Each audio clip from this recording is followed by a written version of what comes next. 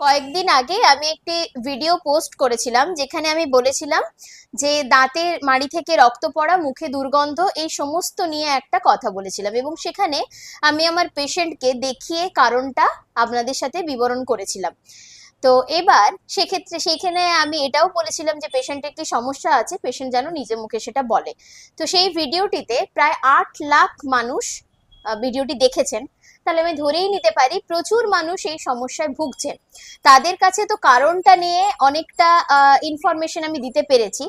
আজ আমি যে ইনফরমেশনটা দেবো সেটা হচ্ছে ফলাফল। তো পেশেন্ট কেমন আছে, ফলাফলটা কিন্তু একমাত্র পেশেন্টের মুখ থেকেই শোনানো যায় বা পেশেন্টকেই বলতে হবে। তো আমি ট্রিটমেন্টটা করেছিলাম 13/3/2026, আজকে 25/3/2026। তো মোটামুটি প্রায় 12 দিন হয়ে গেছে। তো আজকে পেশেন্ট চেক আপে এসেছেন, পেশেন্টের মুখ থেকে একটু শুনবো কেমন আছেন। আচ্ছা, আপনার নামটা আর একটু বলুন। রবি নাম রম। আচ্ছা, আপনার কি সমস্যা ছিল? দাঁতের সমস্যা ছিল। হ্যাঁ, কি হচ্ছিল? মাড়ি থেকে রক্ত পড়ছিল? মাড়ি থেকে রক্ত পড়ছিল, উপরন্ত প্রচুর যন্ত্রণা। হ্যাঁ। কোনো আহ, খেতে পারতাম, জলও খেতে পারতাম না, ভাত খেতে পারতাম না, কিছুই না, ঘুম আচ্ছা, হতো না। ঘুম হতো না। আর আমি আপনার ট্রিটমেন্ট করার পর আপনি এখন কেমন আছেন বলুন। এখন ভালো আছি, খেতেও পাচ্ছি, এখন ঘুমাতেও পাচ্ছি। আচ্ছা, কোনো অসুবিধা হচ্ছে? আচ্ছা, মুখটা পরিষ্কার করার পর আপনার কি অনুভূতি হচ্ছে সেটা বলুন তো। সেটা এখন খুব হালকা লাগছে। হ্যাঁ। আর মানে এখন মুখের কোনো দুর্গন্ধও নাই, কিছু না, কোনো অসুবিধা নেই। আচ্ছা, সবাই আমাদেরকে একটা প্রশ্ন করে যে স্কেলিং করলে দাঁত ফাঁকা হয়ে যায়। আপনারা তো, আমরা স্কেলিং করেছি, একটা খুব ডিপ ক্লিনিং করেছি, মানে প্রচুর নোংরাটা পরিষ্কার করেছি। হ্যাঁ, আপনি আমাকে বলুন, দাঁতটা কি ফাঁকা হয়েছে নাকি নোংরাটা সরেছে তার জন্য আপনার ফাঁকা লেগেছে? নোংরাটা সরে যেয়ে একটু হয়তো এক দুটো সেখানে এখানে ফাঁকা লাগছে। হ্যাঁ, সেটা কেন ফাঁকা লাগছে বলুন তো? কারণ ওই নোংরাটা ওই জায়গায় বসছিল, কিন্তু কোনো দাঁত কি আপনার ক্ষয়ে গেছে বা সরে গেছে এরকম কিছু হয়েছে? মানে এইটা সবার মধ্যে একটা ভুল ধারণা কাজ করে। ঠিক আছে, তো আপনারা দেখতেই পেলেন। ইভেন আরেকটা, আপনি যে এতদিন দাঁতে ব্যথার জন্য খেতে পাচ্ছিলেন না, আপনাকে না খেতে পাওয়ার জন্য সেলাইন দেওয়া হয়েছিল।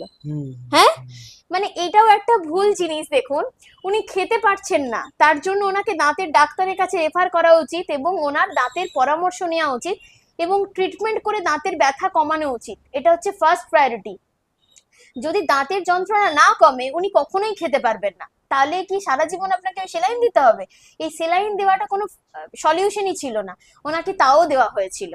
ঠিক আছে, তো আমি রীতিমতো হেসেছিলাম যে আপনার দাঁতে ব্যথা হচ্ছে, আপনি খেতে পাচ্ছেন না, আপনাকে সেলাইন দিয়ে দিয়েছে, তবু দাঁতের ডাক্তারের কাছে পাঠায়নি। এই তো দেখুন না, যে দাগ আছে, কালো দাগ, এখানে সেলাইন চালিয়েছিল। আচ্ছা, তো ওনার মুখ থেকে শুনতেই পেলেন যে আমরা এখনো কতটা পিছিয়ে। দেখুন, আমার ভিডিও বানানোর মূল উদ্দেশ্য এটা নয় যে সব পেশেন্ট আমার কাছে আসুক। আমার ভিডিও বানানোর মূল উদ্দেশ্য হচ্ছে ডেন্টিস্ট্রি নিয়ে এখনো মানুষের মধ্যে যে অজস্র ভুল ধারণাগুলো রয়েছে তার যদি বিন্দুমাত্র পরিবর্তন হয়। আমার উদ্দেশ্য এটাই, আমার ভিডিও দেখে যদি একটি মানুষও উপকৃত হয় সেটুকুই আমাদের ডেন্টিস্ট্রির লাভ।